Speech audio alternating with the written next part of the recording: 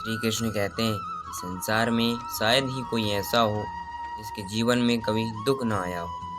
आदमी छोटा हो या बड़ा, धनी हो या निर्धन, ताकतवर हो या कमजोर, हर व्यक्ति को किसी न किसी बात का दुख जरूर होता है।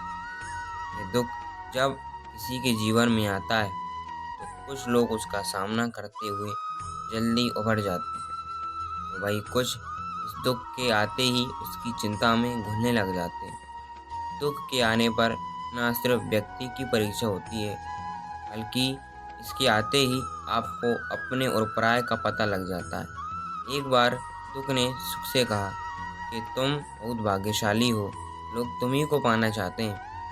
तब सुख ने कहा, भाग्यशाली मैं नहीं बल्कि तुम हो, क्योंकि तुम्हारे आते ही लोग अपनों को याद करने लग जाते हैं। तो भाई जैसे मैं किसी के जीवन में आता हूँ तो लोग अपनों को भूल जाते हैं। इंसान के जीवन में केवल दो तरह के दुख होते हैं। पहला, वह जिसकी अभिलाषा पूरी नहीं हुई हो, और दूसरा यह है कि उसकी जीवन की अभिलाषा पूरी हो गई। जीवन के सारे दुखों का एक ही कारण है। ऐसे में किसी भी प्रकार का कष्ट आने पर उससे जुड़ी चिंता करना छोड़ दें, उसे दूर करने का चिंतन करें। यदि थोड़े से आराम को छोड़ने से व्यक्ति को बड़ी खुशी मिलती है, तो एक समझदार व्यक्ति को चाहिए कि वह थोड़ा सा दुख और कष्ट रहते हुए बड़ा सुख हासिल करे। दुख किसी के साथ भेदभाव नहीं करता और वह हर किसी के जीवन में आता है।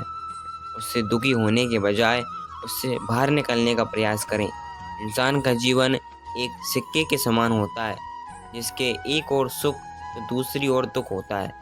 उसके साथ कभी सुख तो कभी दुख लगा रहता है। ऐसे में जब सुख हो तो घमंड मत करना, और यदि दुख हो जाए तो सब्र करना, क्योंकि हर पल एक ही आपके जीवन में दुख नहीं रहता।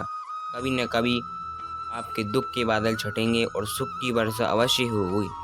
इसलिए धैर्य रखें और अपने जीवन में निरंतर प्रयास करें।